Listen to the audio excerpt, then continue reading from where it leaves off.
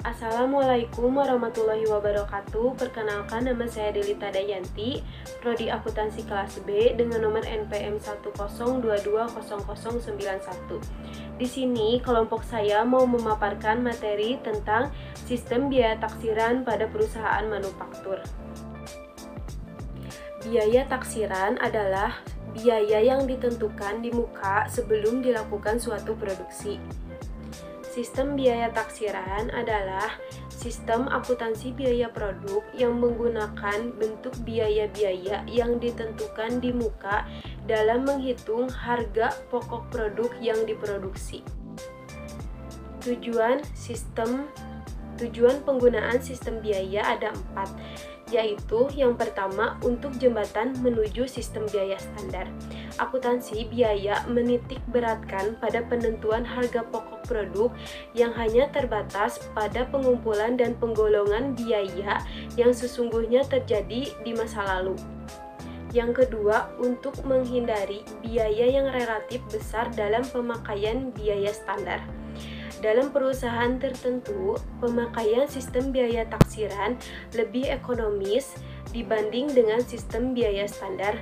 Dalam perusahaan kecil, sering mengalami perubahan produk atau produksi, waktu dan biaya yang diperlukan untuk menentukan biaya standar sangat besar, sehingga pemakaian sistem biaya standar tidak ekonomis.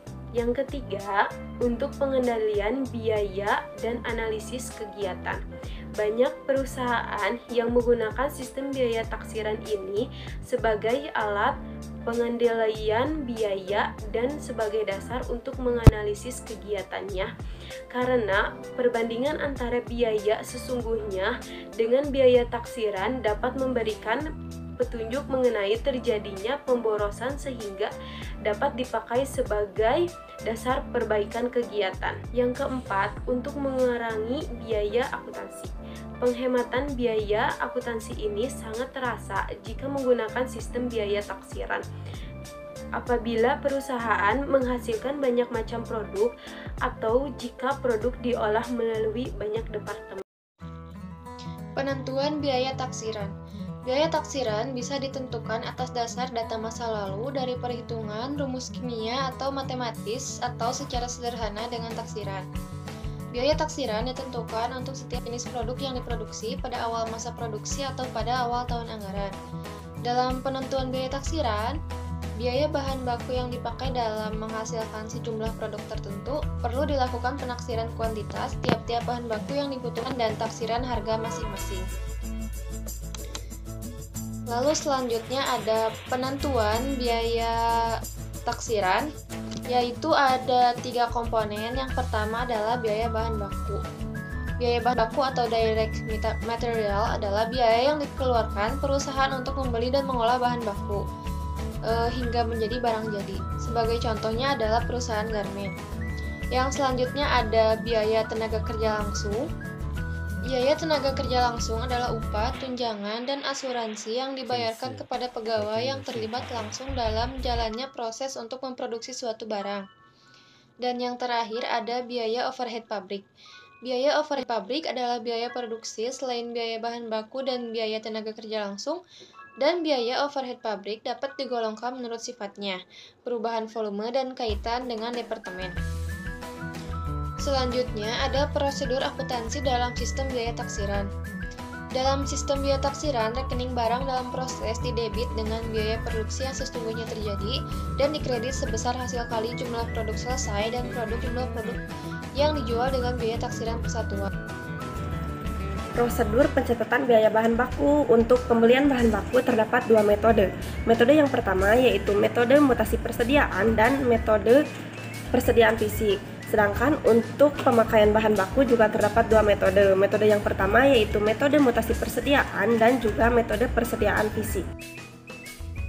Berikutnya yaitu prosedur pencatatan biaya tenaga kerja. Jurnal untuk prosedur pencatatan biaya tenaga kerja yaitu BDP biaya tenaga kerja, biaya administrasi dan umum, dan biaya pemasaran terhadap gaji dan upah. Berikutnya yaitu mengenai prosedur pencatatan biaya overhead pabrik. Yang pertama itu mengenai prosedur pencatatan biaya overhead pabrik sesungguhnya menggunakan dua metode penjurnalan, yang mana metode yang pertama dan metode yang kedua menggunakan jurnal yang sama. Jurnalnya yaitu BOP sesungguhnya terhadap persediaan suku cadang, akumulasi, depresiasi akuntansi tetap, dan kas. Untuk pembebanan BOP sesungguhnya menggunakan dua metode penjurnalan. Metode yang pertama yaitu BDP BOP terhadap BOP sesungguhnya, sedangkan metode yang kedua yaitu BDP BOP terhadap BOP yang dibebankan. Dan untuk jurnal penutup hanya menggunakan metode kedua, yang mana jurnalnya yaitu BOP yang dibebankan terhadap BOP sesungguhnya. Prosedur pencacatan harga pokok produk jadi dan produk dalam proses pada akhir periode. Jurnalnya yaitu BDP atau biaya tenaga kerja, biaya administrasi dan umum, biaya pemasaran, gaji dan upah, dan prosedur pencatatan HPP yang dijual. Jurnalnya yaitu harga pokok penjualan pada debit dan persediaan produk jadi pada kredit. Nah, prosedur pencatatan selisih biaya taksiran dengan biaya sesungguhnya ada dua metode. Yang pertama selisih BDB biaya bahan baku, yang kedua BDB biaya tenaga kerja, dan BDB BOP. Nah, sedangkan metode yang kedua hampir sama seperti metode yang satu, hanya saja ditambah selisih BOP sesungguhnya. Selanjutnya ada prosedur akuntansi dalam sistem biaya taksiran jika produk diolah melalui lebih dari suatu departemen produksi. Yang pertama itu menentukan biaya taksiran per satuan produk pada tiap departemen produksi. Yang kedua, membentuk rekening barang dalam proses pada tiap departemen produksi, kemudian dipecah sesuai dengan unsur harga pokok produk. Dan yang terakhir, rekening barang dalam proses tiap departemen didebet dengan harga pokok taksiran produk jadi dan produk dalam proses. Pelakuan terhadap selisih biaya taksiran. Di dalam akuntansi biaya terdapat bahasan tentang sistem biaya taksiran. Biaya taksiran merupakan salah satu bentuk biaya yang ditentukan di muka sebelum produksi dilakukan atau penyerahan jasa dilakukan. Biaya yang ditaksir meliputi seluruh biaya-biaya yang digunakan untuk menghitung harga pokok produk. Taksiran yang berarti prediktif tentu saja mengandung potensi ketidaktepatan antara apa yang dianggarkan dengan apa yang real. Ini yang disebut dengan selisih. Selisih ini tentu harus dilakukan perlakuan secara khusus sesuai dengan kaidah-kaidah akuntansi. Selisih antara biaya sesungguhnya dengan biaya taksiran dalam suatu periode akuntansi dapat dilakukan sebagai berikut. 1. Yaitu ditutup ke rekening harga pokok produk penjualan atau rekening laba rugi.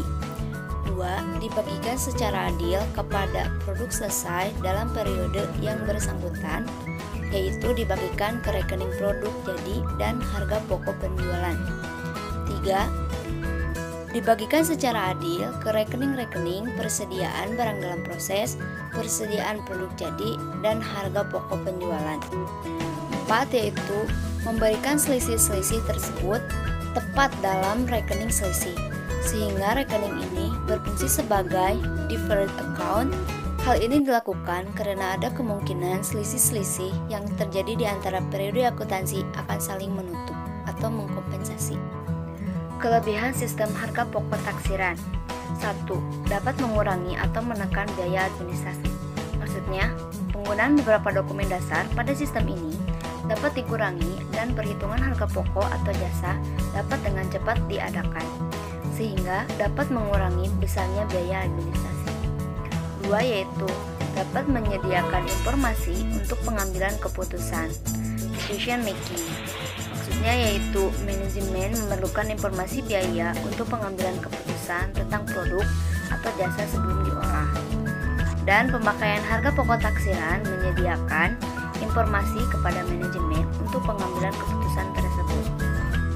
Terakhir yaitu mengantar ke pemakaian sistem harga pokok standar costing, yaitu sistem harga pokok taksiran merupakan transisi dari pemakaian sistem harga pokok sesungguhnya menuju pemakaian sistem harga pokok standar. Kelemahan sistem harga pokok taksiran.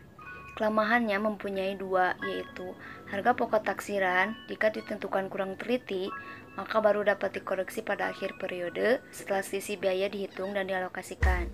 Dua, yaitu timbulnya selisih yang besar dapat mengakibatkan pengambilan keputusan yang keliru, karena pengambilan keputusan dilakukan sebelum produksi atau jasa diolah. Maksudnya, jika kita kurang mensurvei bahan baku yang akan kita beli, melibatkan selisih yang besar dengan harga real dan keliru, kurang teliti, maka semua itu tidak dapat langsung dikoreksi karena harga pokok taksiran dilakukan sebelum produksi diolah. Sekian pemaparan materi dari kelompok kami. Kurang lebihnya mohon maaf. Wassalamualaikum warahmatullahi wabarakatuh.